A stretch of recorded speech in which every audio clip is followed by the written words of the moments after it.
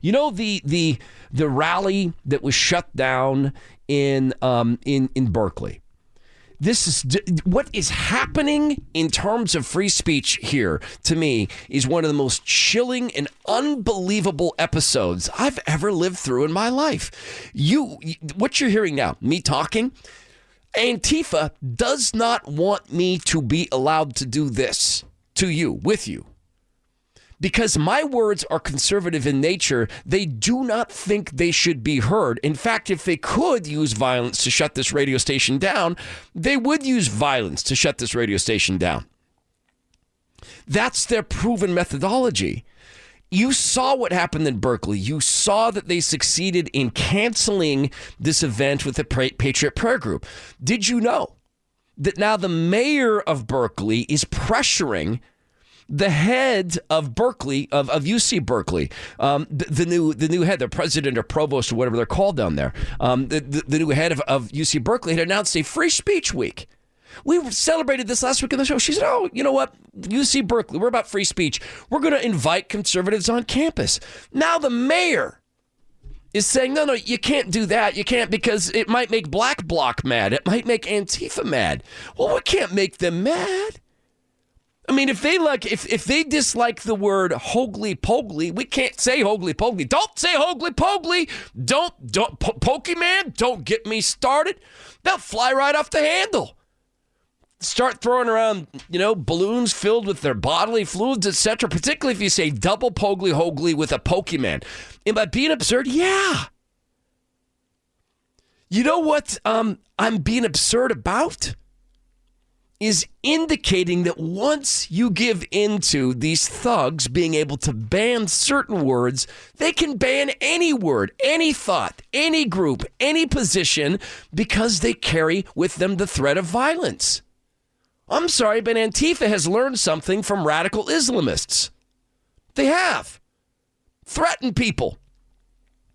Have believable threats of violence. Create a believable scenario where you might go cut somebody's heads off. And you know what? The Comedy Central will make fun of Christians all day long. TNT will make fun of Christians all day long. They'll mock Christianity all day long. But Islam? Come on. Can't do that. Right?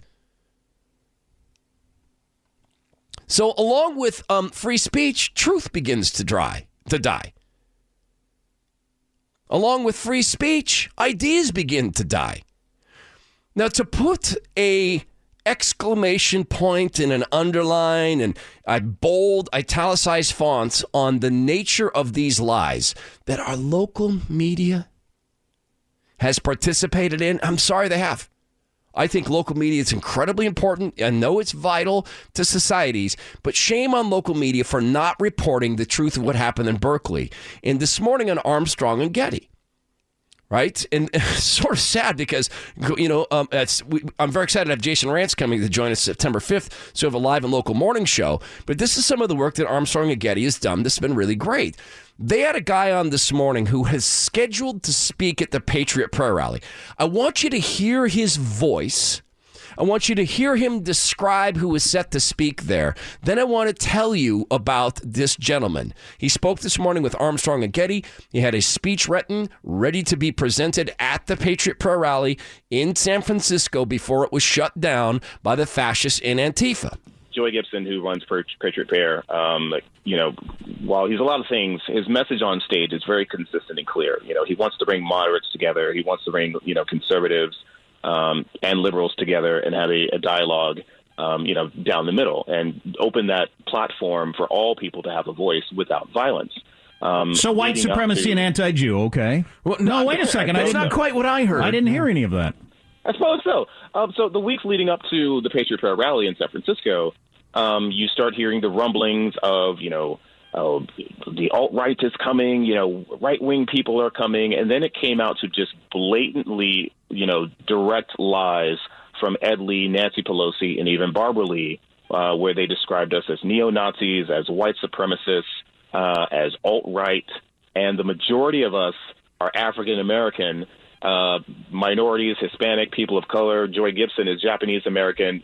One of the speakers was Samoan. We were all a bunch of brown and black people who were going to get on stage and talk about, pertinent issues, in the communities of minorities. And yet they continued consistently, and even after being told the truth, they doubled down and told the entire, Bay Area that white nationalists and Nazis were coming to San Francisco. So that gentleman, Ryoga Vee, is a young man. He is an African-American man. He's an African-American man who grew up in the South. He's an African-American man who grew up in the South, according to him, within seeing distance of the Robert E. Lee statue. He's an African-American gentleman who was sort of agnostic on these battles until he saw Antifa. Did you see Como News or Q13 or King, Cairo 7? All of them, they all do largely terrific work. I'm honestly not, look, I make mistakes all the time. It's not a mistake to not look into this. It's a decision to not look into who was scheduled to speak and what were they scheduled to say. It's too long to read on the air, but I have the speech Ryoga Vee was to deliver. I will post it on the Facebook page for you guys to read so you can see it yourself. I've seen the prepared remarks. It's about coming together. That's what Antifa cannot have. They have got to prevent anything related to a Trump-like agenda having any good effect for African Americans. The game is not about helping African Americans. The game is about maintaining R&D, maintaining shirts versus skins, maintaining your ability to sell favors for your lobbyists. We're at war. We're at war with this group Antifa. They are not just attacking people who want to speak. They're attacking and they are gaining ground and winning on erasing the very truth of something that was supposed to happen this week. They're erasing the very truth that, as this gentleman, Ryoga Vee, said, an African-American, him, a Japanese-American, Joey Gibson, someone who views himself as transgender. We're taking the stage at this event to speak about free speech, to speak about getting along. That's what Antifa can't have. That's what the Berkeley mayor does not want. So Ryoga Vee also talked to Armstrong and Getty about why they canceled this event in Berkeley. People complain about the rally being canceled. Let me just get this out there. There were very, very credible threats at the rally in San Francisco. We were in talks with the police and the park services an hour before the cancellation because things had made a significant change.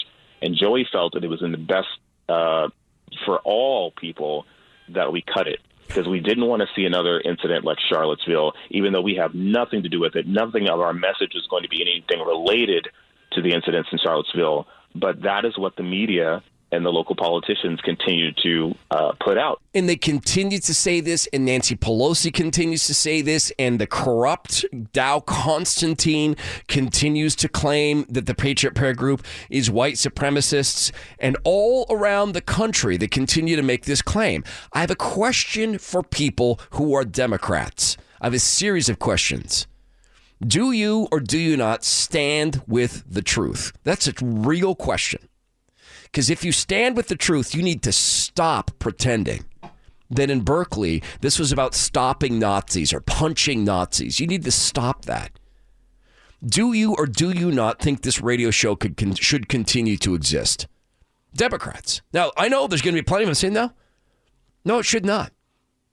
If you're one of those people that understand something, what you're saying is radio shouldn't exist. What you're saying is communication shouldn't exist. What you're saying then is ideas shouldn't exist unless they come from your noggin or the noggin of someone who agrees firmly with you. The fact of the matter is, throughout history, when we've gone down this road in any country, it comes back to bite. The war in the streets, Antifa beating people up, is about the war to speak the truth. The war to get up and show actual diversity, not just skin level, but ideological. Not just ideological, but partisan. Diversity and coming together. Do you stand for that?